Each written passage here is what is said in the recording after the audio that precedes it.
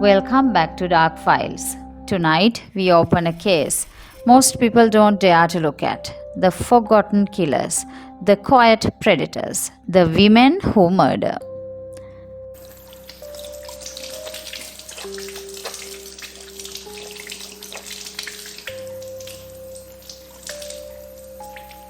Are female serial killers more dangerous than men? Why do they kill so differently? And why do we hardly ever see them coming? This is the chilling truth about female serial killers. Stay close, stay sharp, because the most terrifying killers might be the ones you would never suspect. Unlike men, female serial killers don't fit the stereotype. They are caregivers, wives, nurses, even mothers. Society rarely suspects them.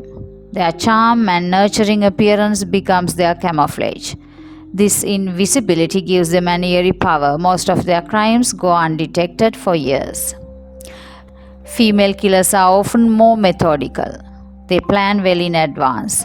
The goal is usually practical: money, revenge, or control. The act isn't impulsive or driven by sexual urges, as often seen in male counterparts. It's a quiet storm, not an explosion.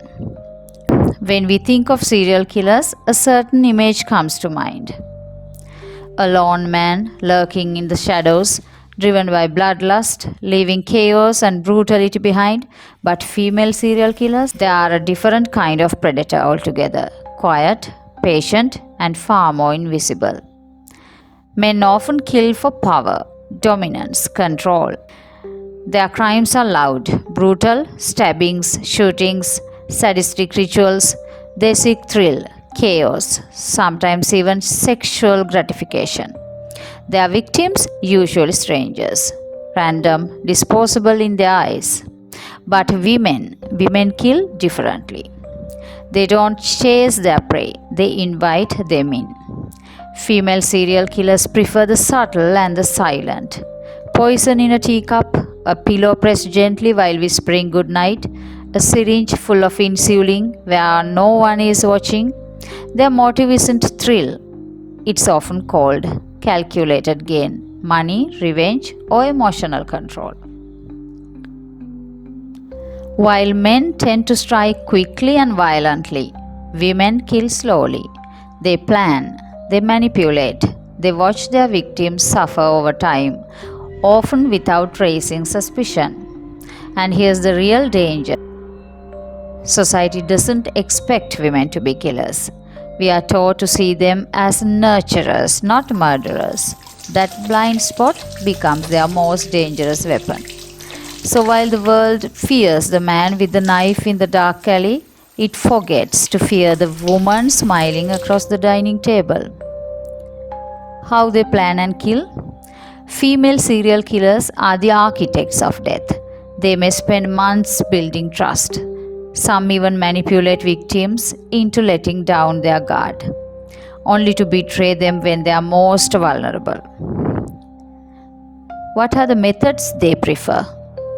They prefer poisoning: arsenic, cyanide, antifreeze, insulin, slow, subtle, and hard to detect. Suffocation or smothering, usually used on children, elderly, or sleeping victims. Staged accidents or illnesses, creating slow deaths that appear natural or accidental. They wear the mask of innocence until the very end. Some even attend the funerals. Let's step into the shadows and take a closer look at some of the most chilling examples of female serial killers. These women were not just murderers. They were calculating, cold, and often invisible in plain sight.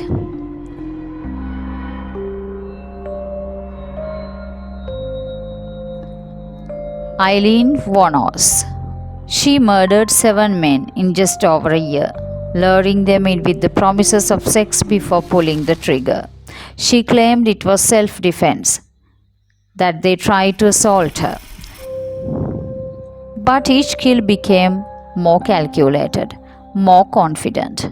She was America's first female serial killer to earn that title officially.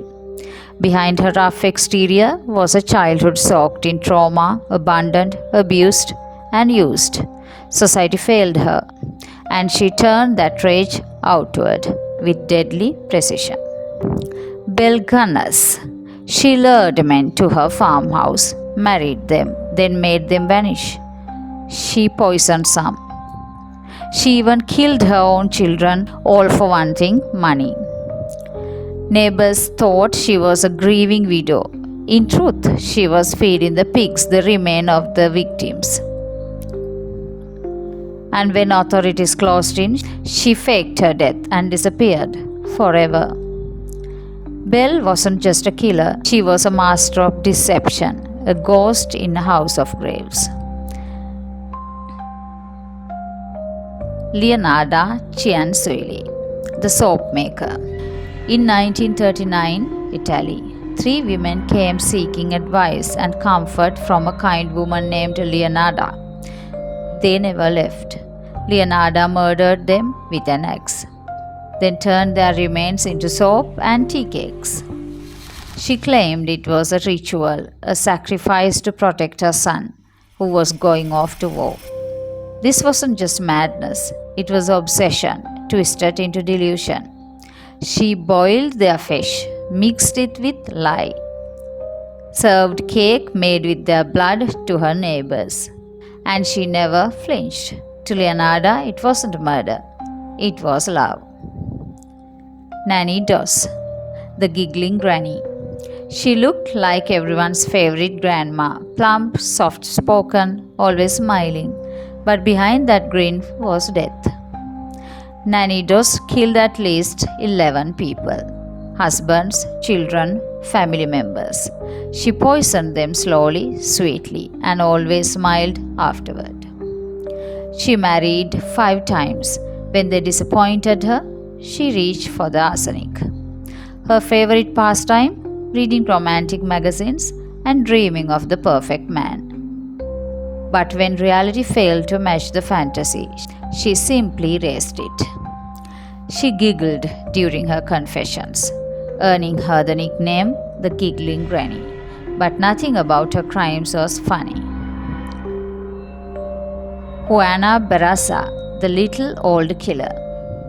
She was once a professional wrestler, known for her strength.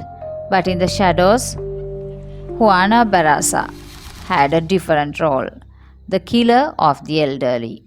She posed as a government worker helping senior citizens, gaining their trust and then strangling them with bare hands, phone cords, or stethoscopes.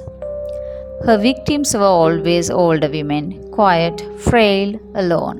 The truth unraveled in a twist of psychology. Her mother had sold her to a man for beer at age 12. She hated her mother, and each murder was in her mind, a symbolic punishment. The public called her a monster.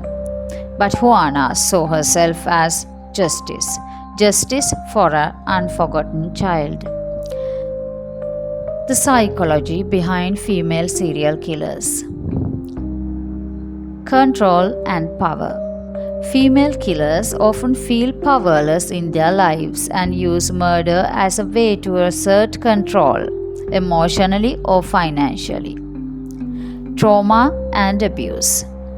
A staggering number of female killers have a history of childhood sexual abuse, domestic violence, or neglect. Emotional blunting. Many exhibit low empathy and emotional detachment, possibly due to antisocial personality disorder, narcissistic personality disorder, or even psychopathy. Maternal instinct turned toxic. Some kill their children or others' children. Often, their actions are driven by mental health issues like pretending to be sick to get attention, or severe postnatal depression that push them to the edge of sanity, revenge fantasies. Their kills are sometimes symbolic, killing a husband that reminds them of their abusive father, or elderly women who reflect their cruel mothers. Social camouflage.